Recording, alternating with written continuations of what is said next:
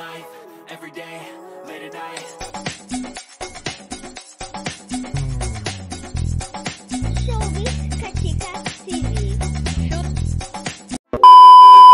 Hello mga kachika! Last weekend nga ay ginanap ang GMA Gala ng GMA Kapuso kung saan ito nga ay dinaluhan ng iba't ibang personalidad sa mundo ng showbiz industry, fashion world, business world at ng mga politiko. At karamihan nga din sa kapamilya star ay dumalo sa GMA Gala katulad na nga lang ng Showtime family.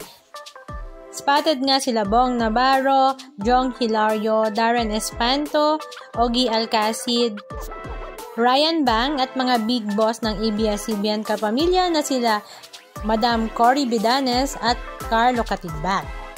At syempre hindi naman mawawala ang big star ng GMA Kapuso na sila Dingdong Dantes, Marian Rivera, David Licauco, Alden Richards, Barbie Portesa, Jillian Ward at napakarami pang iba. Pero ang kinatiwaan nga ng lahat ay ang pagsasamang muli ng mag-sister na sila Vice Ganda at Bea Alonzo dahil talaga namang walang humpay ang kanilang paghaharutan at kulitan sa GMA Gala.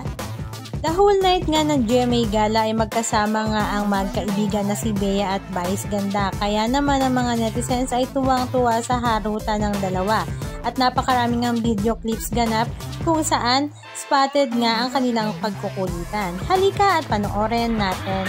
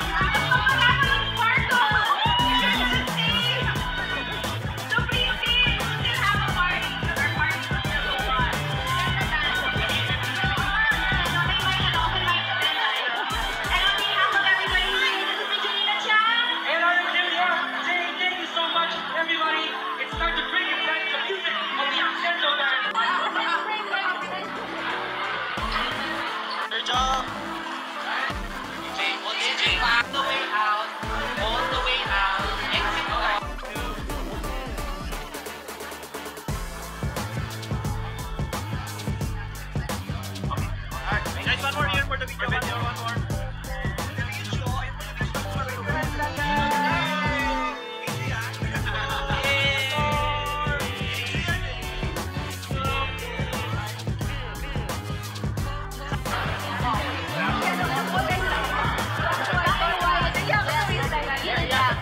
That's perfect.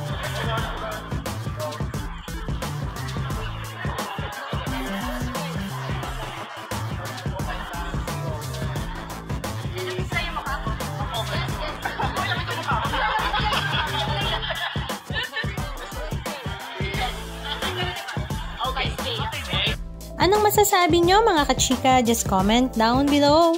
And please don't forget to subscribe. Thank you!